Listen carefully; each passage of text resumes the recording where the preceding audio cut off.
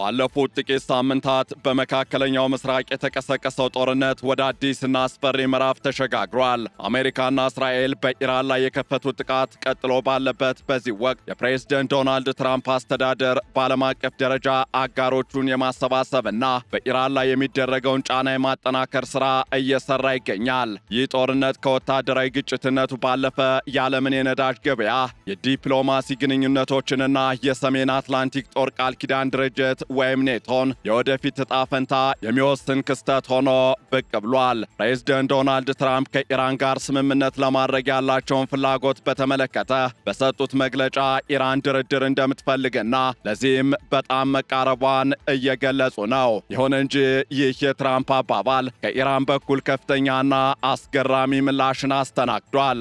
የኢራን የውጭ ጉዳይ ሚኒስትር አባስ አራግቺ ይህንን የትራምፕ ንግግር ሙሉ በሙሉ ውድቅ በማድረግ እኛ መቼም ቢሆን የተኩስ አቁም ስምምነት አልጠየቅንም፣ አንጠይቅምም፣ ድርድርም ቢሆን ጠይቀን አናውቅም የሚል አስገራሚና ግልጽ ምላሽን ሰጠዋል። ይህ የሚያሳየው በሁለቱ ወገኖች መካከል ያለው የዲፕሎማሲ ልዩነት ምን ያህል ሰፊ እንደሆነና ኢራንም ጫና ቢበረታባትም አሁንም ለድርድር እጅ እንደማትሰጥ ለማሳየት እየሞከረች መሆኗን ነው። በሌላ በኩል ፕሬዝደንት ዶናልድ ትራምፕ አጋሮቻቸውን ለማሰባሰብ የሚያደርጉትን ጥረት ተከትሎ የኔቶን የወደፊት ዕጣ ፈንታ ጥያቄ ውስጥ የሚያስገባ ንግግርም አድርገዋል። ፕሬዝደንት ዶናልድ ትራምፕ በኢራን ላይ የያዙት ጠንካራ አቋም የሆርሙዝ የባህር ወሽመጥን ደህንነት ለመጠበቅ ከአጋሮች የሚጠብቁት ድጋፍና በቻይናና በብሪታንያ ላይ እያሳደሩት ያለ ጫና የዚህ ትንታኔ ዋነኛ ማጠንጠኛ ነጥቦች ናቸው።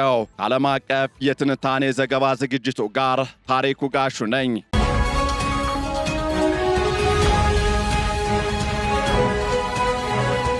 በመካከለኛው ምስራቅ እየተባባሰ የመጣው ግጭትና የፕሬዝደንት ዶናልድ ትራምፕ አስተዳደር በኢራን ላይ የወሰደው ወታደራዊ እርምጃ ዓለም አቀፋዊ የፖለቲካና የምጣኔ ሀብት ቀውስን አስከትሏል። ይህ ጦርነት በተለይም በሆርሙዝ ባህሮች ወሽመጥ ላይ የፈጠረው መዘጋት የነዳጅ ዋጋን ከምንም በላይ እንዲንር ከማድረጉም ባሻገር የታላላቅ ሀገራትን ዲፕሎማሲያዊ ግንኙነት በአዲስ መልክ እየከለሰው ይገኛል። ፕሬዝደንት ዶናልድ ትራምፕ ከእስራኤል ጋር ያላቸውን ጥብቅ ጥምረት በማሳየት ኢራን ላይ ከፍተኛ ጫና እያሳደሩ ሲሆን በተቃራኒው ደግሞ የኔቶ አጋሮቻቸውና እንደ ቻይና ያሉ ሀገራት ለዚህ ቀውስ መፍትሄ እንዲሆኑና የባህር ላይ ደህንነትን እንዲያስጠብቁ ጥሪ እያቀረቡ ነው። የኢራን መንግስት በበኩሉ ለድርድር እንደማይገዛና ጥቃቶችንም አጠናክሮ እንደሚቀጥል በመግለጽ ጉዳዩን ይበልጥ ውስብስብ አድርጎታል።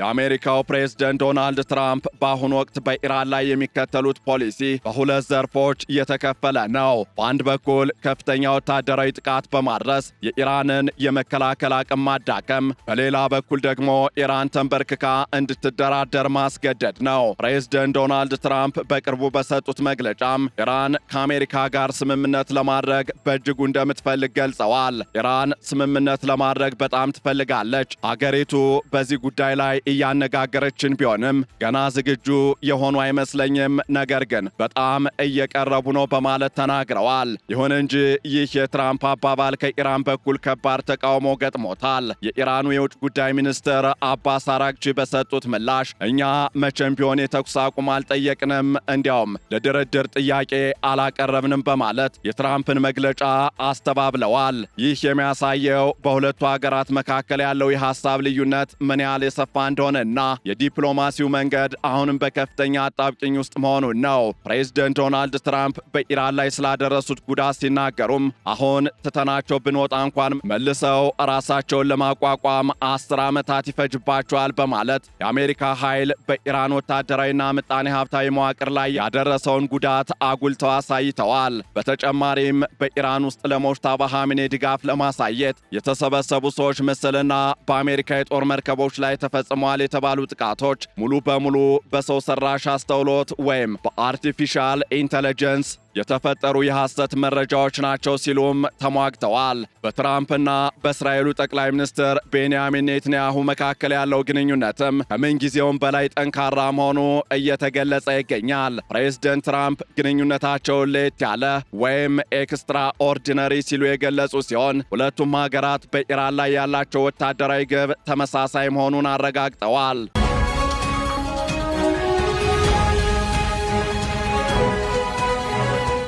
በሌላ በኩል ደግሞ የሆርሙዝ ባህር ወሽመጥ መዘጋት አሁን ለዓለም ትልቁ ስጋት እየሆነ ጫናውም ከዓለም ጫፍ እስከ ጫፍ ድረስ እየተሰማ ይገኛል። ይህ ወሽመጥ ከዓለም የነዳጅ አቅርቦት 20 በመቶ የሚጠጋው የሚያልፍበት መስመር በመሆኑ መዘጋቱ በዓለም አቀፍ ገበያ ላይ ከፍተኛ ድንጋጤን ፈጥሯል። ፕሬዝደንት ዶናልድ ትራምፕ ይህንን ችግር ለመፍታት ቻይና እንዲሁም የኔቶ አጋሮች ወታደራዊ እርዳታ እንዲያደርጉ ጥሪ አቅርበዋል። በተለይም ለቻይና ባስተላለፉት መልእክት ቻይና 90 በመቶ ነዳጇን የምታገኘው በዚህ ባህር ወሽመጥ በኩል ስለሆነ አሜሪካ የምታደርገውን ጥረት ማገዝ አለባት ብለዋል። በዚህም ምክንያት ከቻይናው መሪ ዢ ጂንፒንግ ጋር ሊያደርጉት የነበረውን ጉባኤ ለሌላ ጊዜ ሊያራዝሙ እንደሚችሉም ፍንጭ ሰጠዋል። ፕሬዝደንቱ ለኔቶ አጋሮቻቸው የሰጡት ማስጠንቀቂያ ደግሞ በጣም ጠንካራ መሆኑ እያነጋገረ ይገኛል። ፕሬዝደንት ትራምፕ እንዲህ አሉ። የባህር ወሽመጡ ተጠቃሚ የሆኑ ሀገራት እዚያ ምንም መጥፎ ነገር እንዳይከሰት ማገዝ አለባቸው። ምላሹ አሉታዊ ከሆነ ለኔቶ የወደፊት ዕድል በጣም መጥፎ ይሆናል። ትራምፕ አሜሪካ ለዩክሬን የምታደርገውን እርዳታ በማንሳት አሁን ደግሞ አውሮፓውያን አሜሪካን በሆርሙዝ ባህር ወሽመጥ የመርዳት ተራቸው መሆኑንም አሳስበዋል። ኔቶ የአንድ ወገን መንገድ ነው በማለትም ቅሬታቸውን እየገለጹ ነው። ይህ አይነቱ የፕሬዝደንት ዶናልድ ትራምፕ ንግግርም የኔቶ አባል ሀገራትን በጉዳዩ ላይ ደግሞ ደጋግመው እንዲያስቡ እየገፋቸው ይገኛል። ከዚህ ባሻገርም ከብሪታንያው ጠቅላይ ሚኒስትር ኬር ስታርመር ጋር ያላቸው ግንኙነትም አስገራሚ ለውጥ ማሳየቱ እየተገለጸ ነው። መጀመሪያ ላይ ፕሬዝደንት ዶናልድ ትራምፕ ብሪታንያ በኢራን ላይ ለተፈጸመው ጥቃት ፈጣን ድጋፍ ባለመስጠቷ ቅሬታ ነበራቸው። ብሪታንያ አንደኛ አጋራችን ልትባል ትችላለች፣ ነገር ግን ስጠራቸው መምጣት አልፈለጉም ብለውም ትራምፕ ተናግረው ነበር። ስታርመር ጦርነቱ ሊያልቅ ሲል መርከቦችን ለመላክ ማሰባቸውንም ትራምፕ የነቀፉ መሆናቸው ይታወሳል። ይሁን እንጂ በትላንትናው ዕለት በሁለቱ መሪዎች መካከል በተደረገ የስልክ ውይይት ኬር ስታርመር በጦርነቱ ለሞቱት አሜሪካውያን ወታደሮች ያላቸውን ሐዘኔታ ገልጸው የሆርሙዝ ባህር ወሽመጥን ለመክፈት አብሮ ለመስራት ተስማምተዋል ተብሏል። ይህ በትራምፕ በኩል የታየው የባህሪ ለውጥ ከመቃወም ወደ እርዳታ መፈለግ አሜሪካ ብቻዋን በባህር ላይ ያለውን ደህንነት ለማስጠበቅ የሚከብዳት መሆኑን ያሳያል። ደግሞ በሌላ በኩል የፈረንሳዩ ፕሬዝደንት ኢማኑኤል ማክሮን የኢራኑ ፕሬዝደንት መሱድ ፔዚሽኪያንን በስልክ በማነጋገር ግጭቱ እንዲቆም ጥሪ አቅርበዋል። ማክሮን እያየነው ያለው ያልተገደበ ግጭት መባባስ መላውን ቀጠና ወደ ትርምስ እየከተተው ነው በማለት አስጠንቅቀዋል። በዚህም ፈረንሳይ በቀጠናው ያላትን ወታደራዊ ኑባሬ በከፍተኛ ሁኔታ የጨመረች ሲሆን 8 ፍሪጌቶችን እንዲሁም የቻርለስ ደጎል የአውሮፕላን ተሸካሚ መርከብን ጭምር ማሰማራቷ ተገልጿል። ማክሮን የፈረንሳይ እርምጃ መከላከል ላይ ያተኮረ መሆኑን ቢገልጹም ቀጠናው ወደ ከፋ ጦርነት እንዳያመራ ስጋታቸውን ገልጸዋል።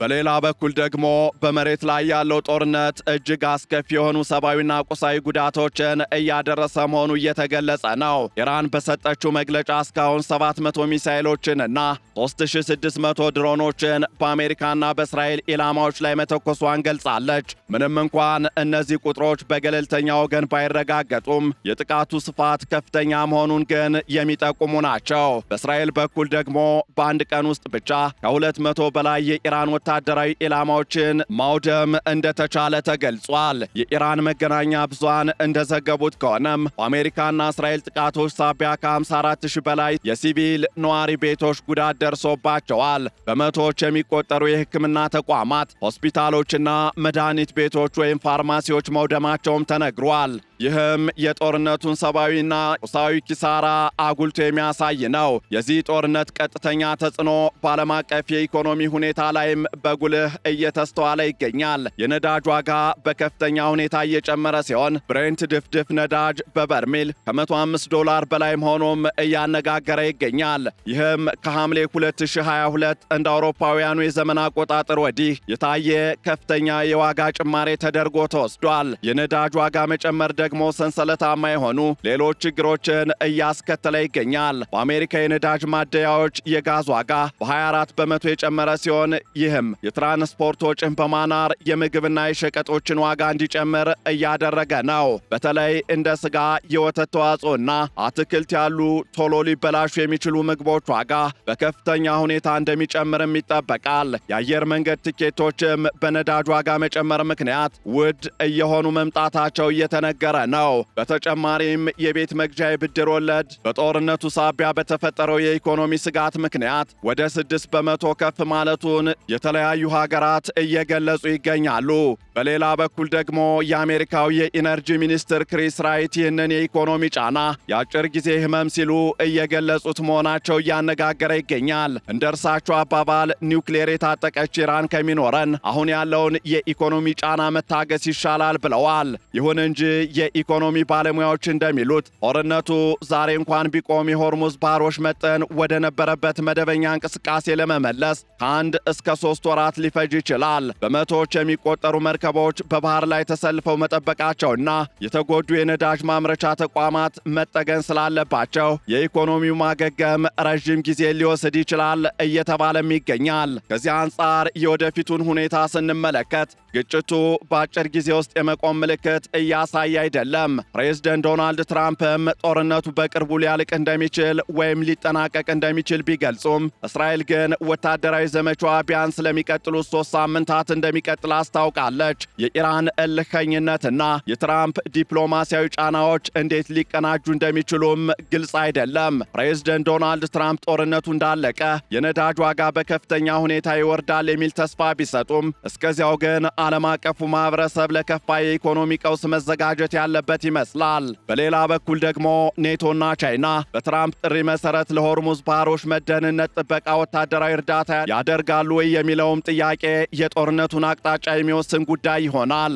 እናም ይህ ጦርነት ከመካከለኛው ምስራቅ አልፎ የዓለምን ጂኦፖለቲካዊ ሚዛን እየቀየረ ይመስላል። ፕሬዝደንት ዶናልድ ትራምፕ አሜሪካ በመጀመሪያ የሚለውን ወይም አሜሪካ ትቅደም የሚለውን መርኋቸውን ወደ ጎን በመተው አጋሮቻቸውን ለእርዳታ መጥራታቸው ሁኔታው ከአቅም በላይ የሆነ መምጣቱንም ቁልጭ አድርጎ ያሳያል። ኢራን በበኩሏ የደረሰባትን ከባድ ጉዳት ተቋቁማ ለጥቃቶች ምላሽ መስጠቷ ግጭቱን ወደ ቀጠናዊ ጦርነት የመቀየር ዕድሉን ሰፊ አድርጎት ይገኛል። ዓለም አቀፉ ማህበረሰብ በነዳጅ ዋጋ ንረትና በደህንነት ስጋት ውስጥ ሆኖ ቀጣዮቹን ሳምንታት በትኩረት ይጠባበቃል። የዲፕሎማሲው ጥረት ካልተሳካና የሆርሙዝ ባህር ወሽመጥ እንደተዘጋ ከቀጠለ የዓለም ምጣኔ ሀብት ከዚህ ቀደም አይቶት የማያውቀው ቀውስ ውስጥ ሊዘፈቅ እንደሚችልም መረጃዎች እየወጡ ይገኛሉ።